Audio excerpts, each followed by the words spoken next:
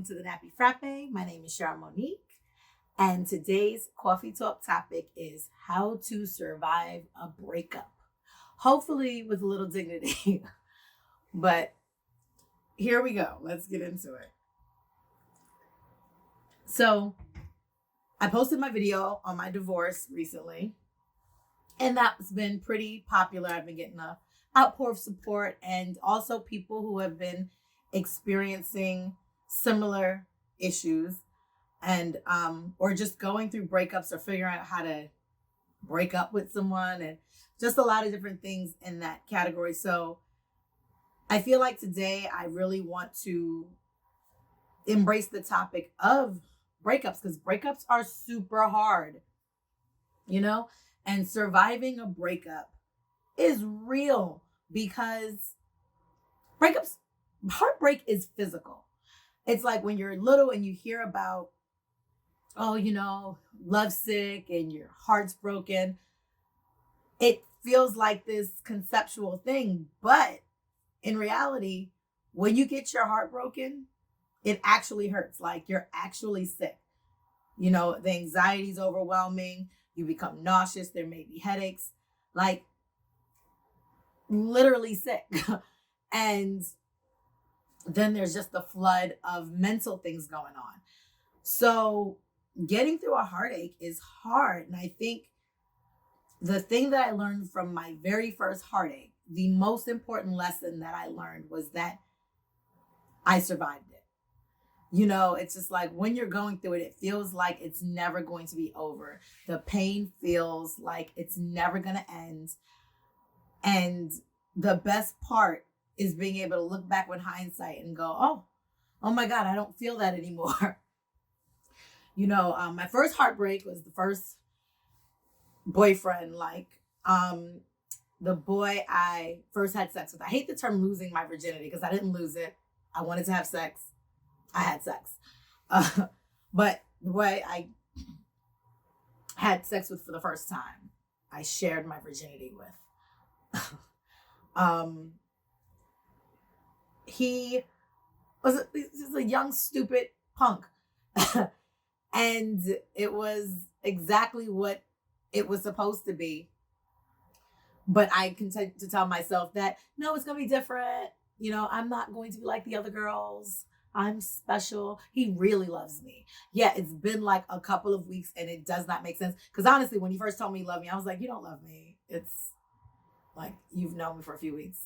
Well, he knew me for years, but it's like, we've been girlfriend, boyfriend for a few weeks. You don't love me. But when it came to having sex, I'm like, you know what? Maybe he does love me, because I really want to do this thing. But either way, shortly after having sex, he was over it and he wanted a new girlfriend. And I was devastated. Consumed. At school, you can't think, you can't do anything. Trying to hold back the constant tears. Oh, it was horrible. But then you get past it. You like somebody else and you move on, and you don't like him as much, and it doesn't matter as much. But what I was able to take from it was just the reality that that initial pain was consuming. And every heartbreak that I've had since then has that familiar feel, where at the very least, that overwhelming, consuming feeling of pain and anxiety is familiar. So I know, okay, I've had this pain before. This is going to be okay, But I think the thing that, as you move forward and you date somebody new and you get your heart broken one more time, because I must be a glutton for punishment, because I do not like going into a new relationship with bitterness from the old one. So I try to make a point of giving everyone a clean slate, and there's another reason why I tend not to double back with past boyfriends, because it's like, you get one chance to break my heart. I give you a clean slate, and I'm gonna give you this one chance to hurt me. And once you do, I've pretty much gotten that from you. Let someone else break my heart. It's the next guy's turn. So But in order to give the next guy a turn, to give the next person a chance, I have to be able to wash away the pain and the fear and the anxiety of the heartache to be able to enjoy the experience of the new person, of this new love. And so I think that one of the bigger things when it comes to surviving or getting through heartbreak and heartache is recognizing that part of it is the overwhelming feeling of anxiety, that the constant heartbeat and, the heart racing and the nausea and the brain racing and the constant, just all the thoughts that your head goes to keep you on that hamster wheel of pain. So you got to figure out ways to cope and distract yourself. Often distractions include, eating and another person, because, they always say the best way to get over a man is to get under one. And it's really just transfer of emotion, transfer of feelings. That's not really a healthy way, because again, you probably haven't gotten over the last pain to be able to give this guy and this relationship a fair chance. And you're going to be triggered really easily by anything that seems somewhat familiar. And there are definitely unhealthy ways, but the healthier ways to deal with the anxiety is to distract yourself, to, transfer your focus to yourself, to your goals. If you don't have any goals, make some freaking goals. Like, get some things that you can be doing day to day that just make you better. And, maybe hang out with your friends more. Maybe hang out with your family more. Spend time with people and try not to talk about it. Try not to, and you're talking about him a lot when you don't want to say his name anymore. So you just start calling him or something like that, because you see the look on your friend's face every time you say his name. Saying him doesn't help. They know who you're talking about. So it's really important that you actually take that time to pour into yourself. And sometimes just little projects. Maybe fix something around the house. Maybe build something. Maybe sign up for a class. Anything. Watch a show you've been meaning to watch. If it's late at night and you're at home and you can't stop thinking about it, don't call, don't text, don't drag on. Once somebody breaks your heart, seriously, don't let them keep breaking your heart. Take the hint, take the message, and again, pour into yourself. If you're still texting him or calling him or her or anything like that, really focus on you. And I realize when you really want to speak to somebody or you really want to text somebody, the anxiety builds and then it becomes kind of compulsive, where your brain starts telling you, just do this and you'll get this answer. You'll feel better if you won't. You won't. Especially if he's a fuckboy or anything like that. You won't. So don't deal with your anxiety by pacifying it with bad, toxic behaviors. And sometimes overeating. Now, I'm wanting to go get me some Haagen-Dazs when my feelings are hurt, because a pint of Haagen-Dazs will heal it. That sugar just hits that part of my brain that needs it. But, indulge, but have your limits. I know some people have somebody that they can call up for sex that's just really casual, but that's also another relationship and can kind of be a transfer of emotions, affections, and intimacy, where you probably need to focus that intimacy inward. So again, I think that might be a little bit more of a toxic way of handling a breakup. So really focus on you. Because if you really haven't started to peel apart the relationship that you just got out of and how you got your heart broken, maybe it was just a bad choice. It's probably just a bad choice from the start. You probably ignored a bunch of red flags and things like that. Focus on the red flags. Focus on the things you didn't focus on. So that way you're like, okay, I did not pay attention to these. I did not do what I was supposed to do. And 2 + 2 = 4, And so guy who's really not that serious about me, plus me getting serious when I know that that's not what was supposed to happen, or me doing serious things when I knew that's where it was going to go. Heartbreak. So, try not to do that. Okay, so one of my worst heartaches when I was a teenager, an older teenager, my boyfriend slept with my best friend on my birthday. Devastating. I didn't find out until after my birthday. I think it might have even just been the next day. But yeah, so that broke my heart. Broke my heart. Crushed me. And it was a pain that felt like it was that familiar heartbreak, but it was just, I couldn't even keep myself together. I'd be sitting there talking to my friends and I'd feel the tears coming and I'd get up and leave because I don't like to cry in front of people. I have issues with crying, which I'll talk about later. I realize now that my issues with crying come from when I was little and I was called a crybaby a lot. So I learned how to manage that. And I think I've overmanaged it. So now I don't normally just allow feelings to pour out, or they don't just come out. But at that point, I really don't want to be crying over a guy in front of anybody. Like, you may get tears out of me, but you and no one else will see them. And so I could feel the tears welling up and I'd like get out of there and run and go into the bathroom, let them come out, wipe them away, and come back out like I was normal, because you aren't going to play me and then I look or feel like a fool for breaking over you.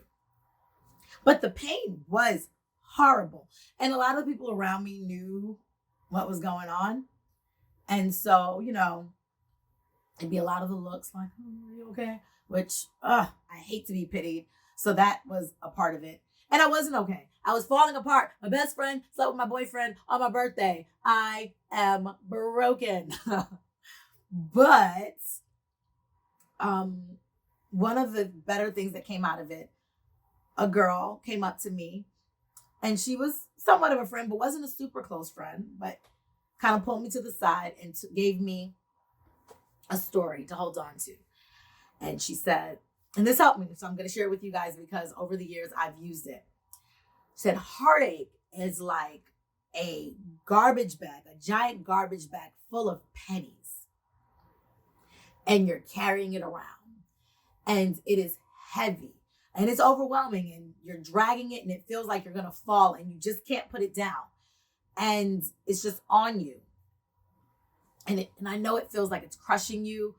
And no matter how much you cry, no matter how much you just say, I'm just done, I'm just over it, no more, it's heavy and it hurts. But the good news is there is a tiny hole at the bottom of that bag. And every day a penny falls out. And at first you won't even know it's getting lighter. You won't feel it. And you're just dragging through. But every day a penny falls out. Sometimes more than one. And on days when you laugh and you have fun and you distract yourself, a few pennies will fall out. And one day, before you know it, the bag is empty. And you don't even know when it happened. And then you can just put the bag down and walk away. And at the time, I heard her, but the bag was still heavy. So it's kind of like, okay. But I feel like I get emotional now even telling the story because it's so true. And one day you're just not going to feel it anymore. And so every time my heart gets broken, I just remember every day the bag will get lighter and all I got to do is get to tomorrow. Just get to tomorrow. Just do today. Do your best today. And tomorrow will be a little bit better. And I know tomorrow I'm not going to feel great, or I can try to feel great, but the pain isn't going to be gone. But I do tell myself in a year, I'm not going to feel this pain at all. And in a few months, maybe I won't feel this pain. And in a couple of weeks, this pain is going to be lighter. In a couple of days, I'm going to be better than I am today. And so that story helps me. So I hope that it helps somebody out there. And then once I am a little bit better and feeling, a little bit more confident about myself, I will date. Because dating is a good distraction. And this is not necessarily the casual sex, loose sex thing to where you're just sleeping with somebody just to feel somebody new. But dating for me, dating where I am enjoying a new person and introducing myself to someone new. Because one of the better parts of dating is you get to introduce yourself to this new person. And you get to see the better person that you are. As you tell this person about yourself, you get to hear it. And hopefully you like what you hear. Hopefully you're introducing this person to a better person than you introduced to the last person. And you've learned something from the heartache. And even if you're still in the process of completely getting over it, you're learning something and you're being positive. And so I think date, and I don't think become like a serial monogamous. Don't date to find a relationship. In the initial phase, if you're dating as a distraction, a relationship should not be your goal. Your goal should just be for casual engagement. Getting to hang out with somebody, getting to know somebody. And not to say that you can't have intimacy. You can have intimacy. And if you want to have sex, you are grown, have sex. But recognize what the situation is and set boundaries within it. Because if you are not over it, that person, if that person you meet is really awesome, they deserve to be with someone that is not carrying baggage from the last person. And perhaps this new situation will help you let go of that bag even quicker. Maybe next person will be so great, even if they're not the perfect soulmate for you. They'll be so great that it'll make you realize how bad the last thing you were doing was. Or you'll date somebody and the date is horrible and you'll just be like, oh, I'm not doing this. And you'll walk away from them. And that'll help boost your self-esteem. Listen, I'll tell you, when I'm dating somebody and they do something that I don't like where they got to get cut off. Sometimes it's just usually it's wasting my time. I have no tolerance for wasting my time. Don't make plans with me and keep canceling or drag it out. If I feel like somebody doesn't actually want to invest time with me, I will cut them off. And cutting off a hot guy, there's something about that. It's empowering. Cutting off a guy that I would have normally just slept with and just gave the business to and just fell all in love with and just been, just giving him all of my business in every way, just loving on this man. And he just put himself in the position to lose all of this. I kind of like that. So, because it makes me feel like I am not desperate. I am not subject to a man's feelings and a man's whims. We are both in this. And if he's not in this the way I'm in this, he doesn't get my time and find somebody else. And so, sometimes a guy being a loser is also a boost because you're like, you know what? I may have dragged on in that relationship a little too long, but I'm not doing that again. See how quick I cut this guy off? I love cutting men off. Especially when they're really hot. I might miss you for a day or two, but then I'll call somebody else and I'll get over you. You're not the last hot guy on the planet. But yeah, that's a good way to get over heartache. And so when it comes to a heartbreak rehab, really you have to get yourself to the point where you see the relationship for what it really was. Your half and his half, what was happening and what can you learn from your own actions? Because you have to take 100% responsibility for your part in the relationship. being a part of a relationship. If this guy jerked you around, it's because you tolerated it. Because he could have jerked you around once or twice. Like once is maybe a mishap or maybe a bad situation. Twice is a pattern. 3 times is him just really saying who he is and who he thinks you are. And so if things in your relationship disrespect or just disregard, neglect, or just straight like treating you like you are just not valued, important at all, and you continue to take that, then you chose him. And so it's time to say, okay, I chose poorly and it ended up getting my heart broken. Not gonna do that again. How do I heal myself in a way where I then choose better? Because it's really important that you learn how to make better choices moving forward. So at least it's not the same heartbreak. Because I'll tell you, I like to fall in love. I do.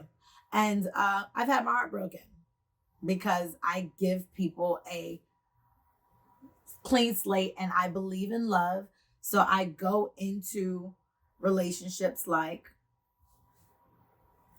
I'm going to trust you and invest feelings and time with you.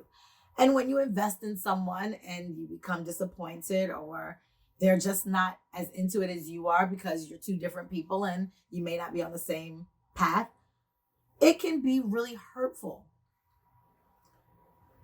It's okay to be in pain. It's okay to hurt. You just have to heal thyself by recognizing what it was that went wrong and making better choices in the future. Maybe you just need to cut people off quicker and move on. Maybe, you invest too much too fast. Because I feel like people often say, I don't want to give up because I've invested this, I've invested that. And it's like, yeah, you've invested, but how much of that investment was a waste of time? And if it was a waste of time, why would you continue to waste your time? You may have invested 3 years. Do you want to give them 7? You may have invested 7 years. Do you want to give them 20? And so it's like, if you've given somebody 20 years and you've known, even if it's just for the last 2 years, that this isn't it. This isn't it. Enjoy the rest of your life. I don't know how many years I have left. I know I don't want to spend a single one being unhappy, wasting it with someone that isn't fulfilling me or even attempting to fulfill my needs or whose needs I'm not meeting. Listen. So I think one of the harder things to do when it comes to heartbreak or breakups is walking away when you want to stay. And I think that I've seen that a few times, and I've had people since my divorce, and this has been probably over the whole year because some, closer friends have known what I was going through for most of the time, if not all of the time. And so they'll come to me or their friends will come to me. And, they're in really bad relationships, just negative vibes. They're not being fulfilled. They kind of just got into it just to have somebody and then they feel stuck. And they kind of want to walk away, or they know they need to walk away, but they don't want to be alone, or they want more than the relationship can possibly fulfill.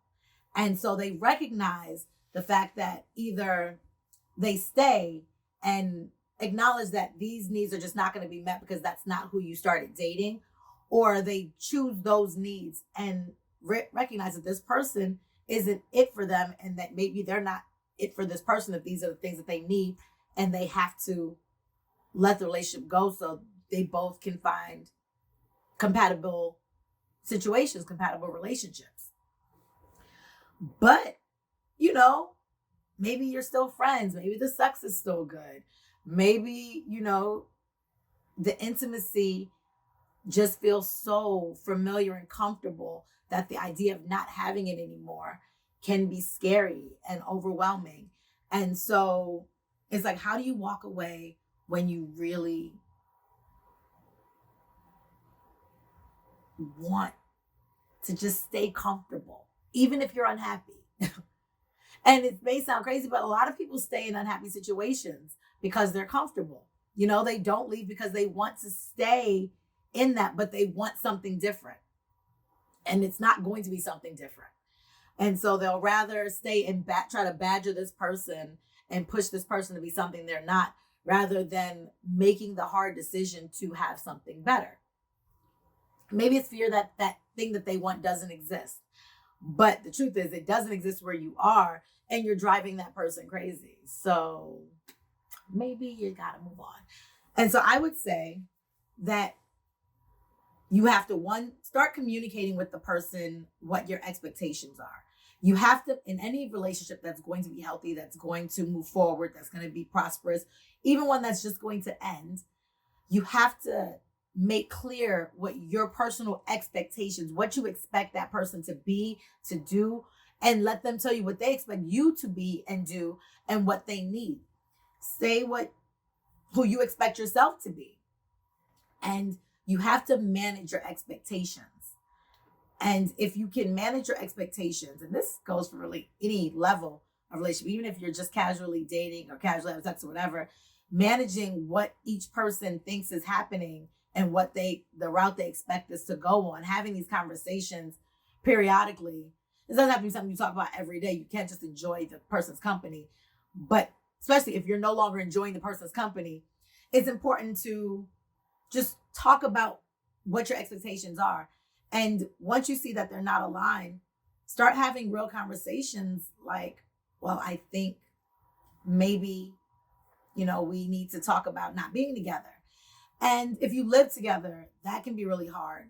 But if you're going to break up and you have kids or something and you have to really figure out really hard legal things like the lease or the home ownership or, cars and things like that, custody, those things really have to be addressed. So it's at least get to the point where it's I don't think we should stay together. If you're not even that tightly connected where you really can just, go somewhere else and stop seeing the person, then maybe what I usually do is take a break. It's a way, at least for my brain, to process that this is probably over.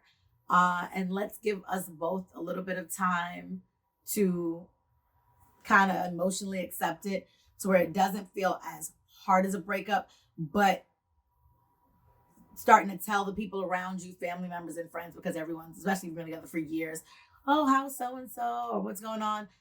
Oh, we're on a break. It kind of allows you to adjust. It kind of allows everybody around you to adjust to the idea that this relationship is coming to a close. And then you can just put a seal on it. Now, when I take a break, when I break, like the Mariah Carey song, because I don't do text messages, phone calls, emails, because the truth is, if I really am trying to see how I'm going to be without you, I have to feel what it's like without you. So I don't respond to anything, no matter how much I want to. I'm trying to feel like what it's going to feel like. And if at the end of the month, because I feel like any break less than a month isn't really a break. If, for me, because you can do a week or 2, 3 weeks. A month is a good amount of time. If at the end of the month, you really have found that you miss this person so much, your life feels like there's this gaping hole in it that you are willing to adjust and to compromise with this person to better manage your expectations with each other, and both of you are on the same page now, then go for it, rebuild. But chances are, if it was bad enough to take a break, you probably just need to keep moving and just don't focus on what they're doing, who they're dating. If you start focusing on what they're going to be doing after you're going to drive yourself crazy. Because it's just none of your concern. It's just not. Because they're not your problem anymore. And the thing is, if it was really a bad relationship where they just didn't deserve you, he's her problem now. Why are you acting yeah, she seems happy. So did you. And maybe he has learned something from your relationship and he'll be better. Hopefully, hopefully you'll be better. But that's not what you two have. That person's compatibility may just align with his, and she or he's better for them. And you just aren't. And so you have to find your person or your people. Date a lot. And so what did this mean for me in the case of my divorce? So, of course, the anxiety was just tenfold. Like, because the feeling of failing in a breakup, when it fails in a marriage, it's like, that's society, because why did the marriage fail? Like, and then we had a kid. So, the anxiety and the feeling of just constantly fighting off a panic attack was so just constant and overwhelming. And just the reality that I was laying next to someone that wasn't happy, and how miserable that was for me and him. I don't want to be with someone that's not happy. And how possibly I wasn't really looking at my own unhappiness because I was so busy trying to make the family and the marriage work that I wasn't willing to acknowledge the lack of satisfaction I was really experiencing in the situation, and what I was willing to deal with, what compromises I was willing to make to try and hold on to my marriage. And the fear of the pain, the fear of feeling that pain again, and just feeling like it wasn't going to get easier. Like, this bag was a bag of quarters, and it didn't feel like there was a hole in it. It felt like it was a bag of quarters with a dime-sized hole, like nothing was getting out. And which is why I ended up going to a therapist, because I needed to learn how to cope. I needed to be able to put my pain in perspective. And that's what the therapist helped me do. They helped me take my situation, say it out loud, and see it as the hyperbole I had created. And like, just really rein in my fears, rein in my thoughts that I wasn't going to be okay, that this was it for me.